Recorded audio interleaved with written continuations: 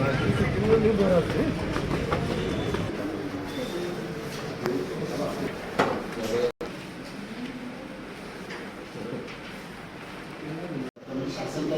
एंडिंगला clear करते. आता 2 वर्ष झाले लोकांना मागच्या याच्यापासून त्याला डायरेक्टिव्हिटी होत आहे आणि ज्या लोकांचा म्हणजे हा गॅप राहिलेला आहे डिसेंबरमध्ये जून ते व्हेरीफाय करावा लागत होता म्हणजे जेणेकरून तो संजय गांधी लाभार्थी तो एका त्याला चांगला मिळते का. माझं काय मत आहे त्याला त्यांनी काय करायचं किती गावात असतात 100 लोक आहेत काय बघून टिक मारून काय हयात म्हणजे काय कसं फोटो घ्यायचा आपली रेग्युलर सेम पोझिशन साहेब लाडकी बहीण असू दे 4 महिने झाले घरकुल योजनेचे पैसे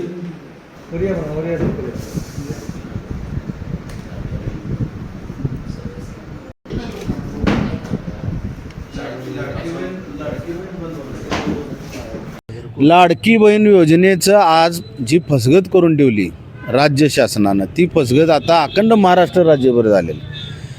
ज्या लोकांना जी वयोवृद्ध नागरिक आहेत, महिला असतील, आबालवृद्ध असतील, ज्यांना ह्या संबंधात ज्या योजनेचा लाभ घ्यायचा असतो तो लाभ अजून 3 महिने झाले मिळालेला नाही.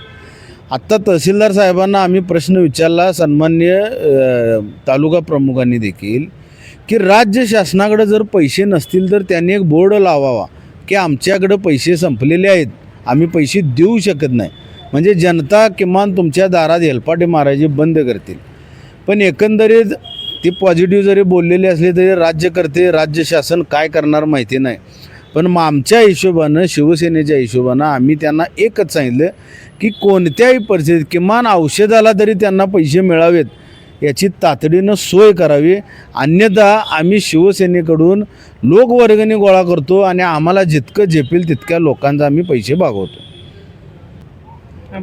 संजय गांधी श्रावणबाळ ही शासकीय योजनेतील पेन्शन गेले 3 महिने लाभार्थ्यांना मिळालेलं नाही.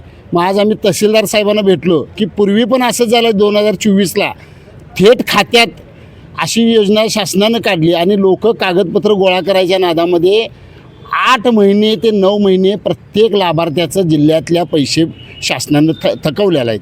मग आता पण लोकांना भीती आहे की आता आणि 2-3 महिने थकवल्यात आणि लोक काय ऐकत नाहीत. म्हणजे जी वयस्कर लोक आहेत ती सकाळी उठली की बँकेत जाऊन बसतात.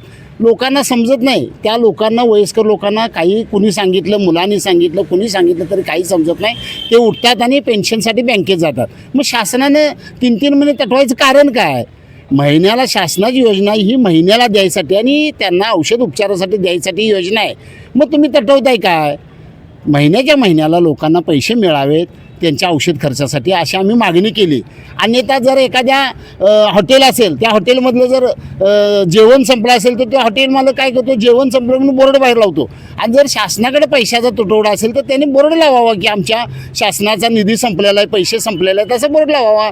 ही आम्ही आज शिवसेना करवीर शिवसेनेच्या वतीने मागणी केलेली आहे. आणि हयातीच्या दाखल्यासंदर्भात तलाट्याने गावात जाऊन सर्वे करावा. हयातीचे दाखले मुळात त्याला 50-100 रुपयांनी का कसं खर्च करायला होता? मुळात तुम्ही पैसे देत नाही वेळेत आणि खर्च करायला लावू नका म्हणून आम्ही सांगितलं की तलाट्याला सर्वे करायला हवा. तो जिवंत आहे काय आहे तर टिक करायचं आणि तोच हयातीचा दाखला समजावा असं आम्ही तहसीलदार साहेबांना सांगितलं. तर दोन्ही बाबतीत आम्हाला पॉझिटिव्ह असे तहसीलदार साहेबांना सांगितलं की दोन्ही आम्ही वरती शासनाचे लवकरात लवकर पैसे मिळतील ना हयातीच्या दाखल्यासंदर्भात माझ्या स्तरावर मी चांगला निर्णय घेतो असं आश्वासन दिलं आहे.